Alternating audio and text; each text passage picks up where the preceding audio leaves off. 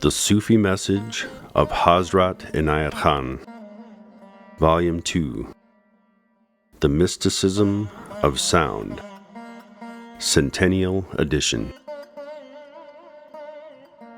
The Science and Art of Hindu Music. Music, literature, and philosophy are akin to our souls, whatever be our faith or belief, or our way of looking at life. This morning our subject is the science and art of Hindu music. India, in the history of the world, represents a country and a people who engaged themselves in the search for truth through the realm of music, philosophy, and poetry, at a time when the rest of the world had not yet begun its search for truth. Therefore, it is necessary to study Indian music, philosophy, and poetry in order to see the foundation of words. The linguists of the day state that the Sanskrit language was the origin or mother of all language. The origin of the science of music is to be found in Sanskrit. It is an undeniable fact that not only art, but even science, has its origin in intuition. This seems to have been forgotten lately, when humanity is so busy with the search through matter. Undoubtedly, even the scientists are helped by intuition, although they may not recognize the fact. Scientists who have touched the depths will admit that science has its source in intuition. Intuition working to answer the need of mind and body, and inventing through matter things of use, and gaining a knowledge of the nature and character of things is called science. And intuition working through the beauty that is produced in the form of line and color and the form of rhythm is called art. Therefore, the source of science and art is intuition. Realizing this source, the Hindu music was based on intuition, and the practice of Indian music has been a culture in stimulating intuition and awakening the faculty which appreciates beauty and afterwards expresses itself in beautiful form. The science of Indian music has come from three sources: astrology, psychology, and mathematics. We find this in Western music also, that the whole science of harmony and counterpoint is derived from the science of mathematics. And so the science of Hindu music is called by the Sanskrit word prastara, meaning mathematical arrangement of rhythm and modes. In the Indian system of music, there are about 500 modes and 300 different rhythms, which are used in everyday music. The modes of Indian music are called ragas. There are 4 classes of ragas, and one class has 7 notes, such as you have in the music of the West in the natural scale. Then there are the modes of 6 notes, omitting 1 note from the 7-note raga, that gives quite another effect to the octave and have a different influence on the human mind. Then there are ragas of 5 notes, omitting 2 notes from the scale, any 2 notes. In China, they also use the scale of 4 notes, but not in India. Some say that the origin of the scale of 4 notes or 5 notes is in the natural instinct that humans show in their discovery of instruments. The first instrument was the flute, symbolical of the human voice. It seems natural that after taking a piece of reed from the forest and making in the heart of that reed 4 holes in the places where one could naturally place the tips of the fingers, their distance apart corresponding to the distance apart of the fingertips, and then making 1 hole below, that human beings made the raga of 5 notes. It was afterwards that scientists came with the knowledge of different vibrations but this scale comes naturally when one places the hand on the reed, and a great psychological power seems attached to it. It has a great influence on human nature, and this shows that in all things that they have been directly derived from nature, their power is much greater than when humans have changed and turned and altered them to make a new form of art. Now, from the astrological point of view, the science of astrology was based on the science of cosmic vibration. All depends on vibratory conditions.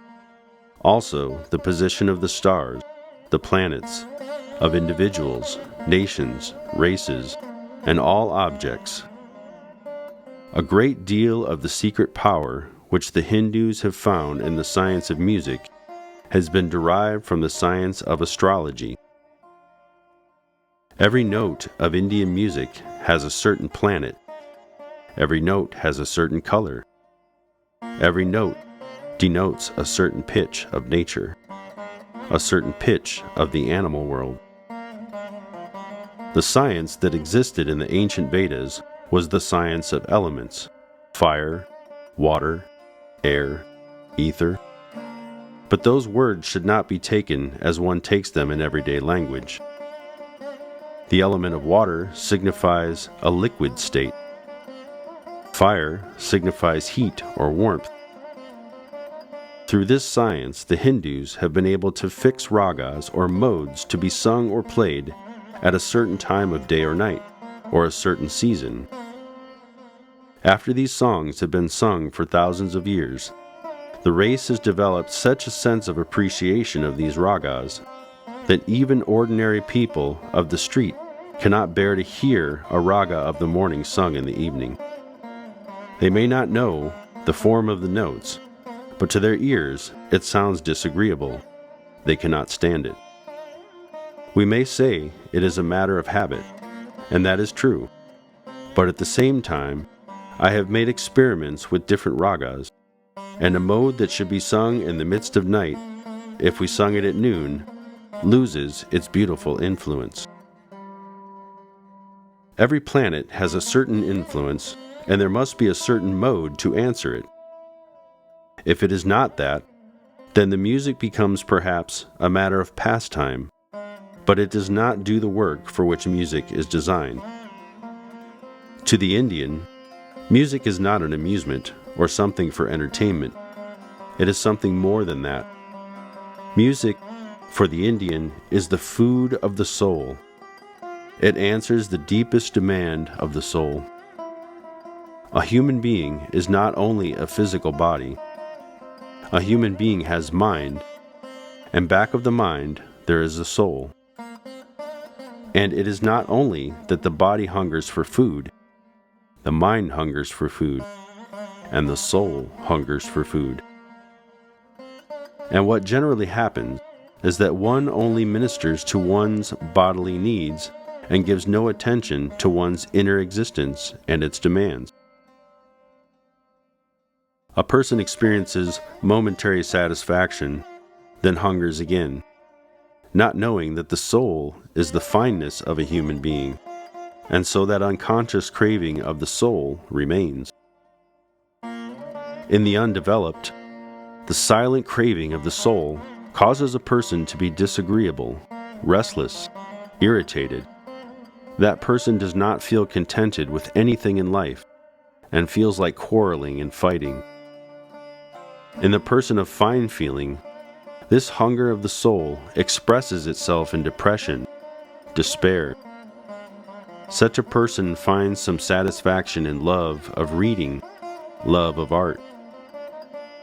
The soul feels buried in the outer material world, and the soul feels satisfied in living when it is touched with fine vibrations. The finest matter is spirit, and the grossest spirit is matter. Music, being the finest of the arts, it helps the soul to rise above differences. It unites souls because even words are not necessary. Music stands beyond words. The art of Hindu music is very unique in its character, For all players and singers are given perfect freedom of expressing their souls through their art. The character of the Indian nation can be understood through its spirit of individualism. The whole education tends to individualism, to expressing oneself in whatever form one is capable of. Therefore, in some ways to their disadvantage, in many ways to their advantage, they have expressed this freedom. Uniformity has its advantages, but uniformity very often paralyzes progress in art. There are two ways of life, uniformity and individualism. Uniformity has its strength, but individualism has its beauty. When one hears artists, singers of Hindu music, the first thing they will do is to tune the tambura to give one chord, and while they tune the tambura, they tune their own soul. And this has such an influence on their hearers that the hearers can patiently wait for 15 minutes.